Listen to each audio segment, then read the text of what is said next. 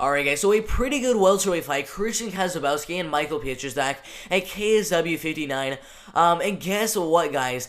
As you guys can see, Krystian Kaszubowski has the better record, 9 wins with only 1 loss to Roberto Solidic. Michał Pietrzak, 9 wins and 4 losses, his most recent loss to Roberto Solidic. But guess what, guys? He has the worst record, and he is the favorite in the fight at minus 163 as the slight favorite in the fight. Krystian Kaszubowski at plus 120 as the near even underdog to win the fight. And Krystian Kaszubowski, 26.5 years old, 5'11" inches tall, has a reach of 69 inches. Michał Pietrzak, not really sure what his age is, but he is 6'1" tall, so a little advantage there in the height department, and has a reach of 72 inches, which is definitely a really good 3-inch reach advantage for Michał Pietrzak in the fight, especially in the striking game.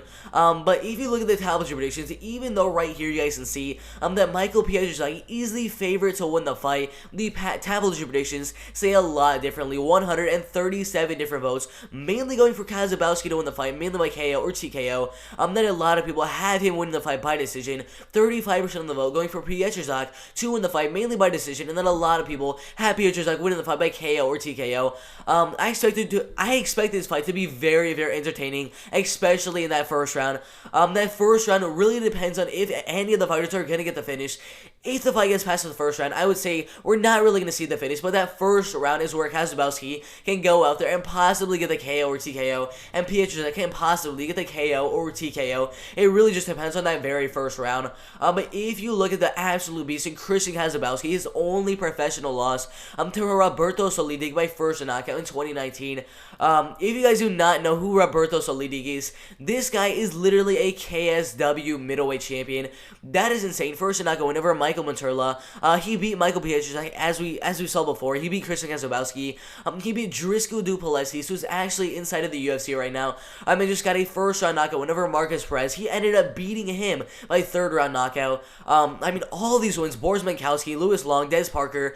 He's an absolute beast. Got a split decision loss against Yaroslav Amosov, who's an undefeated fighter inside of Bellator, 25 wins and 0 losses. That is literally Krystian Kaszubowski's only professional loss. If he did not fight that fight, he would have had a record of 10 wins with literally no losses. That would have been absolutely insane. Coming off 2 decision wins inside of KSW, got a first round knockout win over Michael Mankowski, and a first round knockout win over undefeated at the time Christopher Hens. That really sums up his KSW career. Really dominant, unless he's fighting a middleweight champion who's an absolute beast.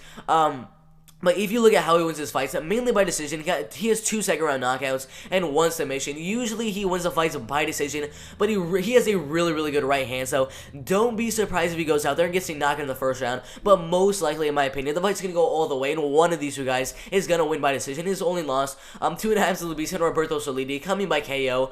And then Michał Pietrzak, a little bit different, 9 wins and 4 losses. He tends to finish a little bit more of his fights. 3 wins by KO, TKO, 2 wins by submission, and 4 wins by decision. His 4 losses, 1 by knockout and 3 by decision. He lost his first fight, got a decision win and a second round guillotine.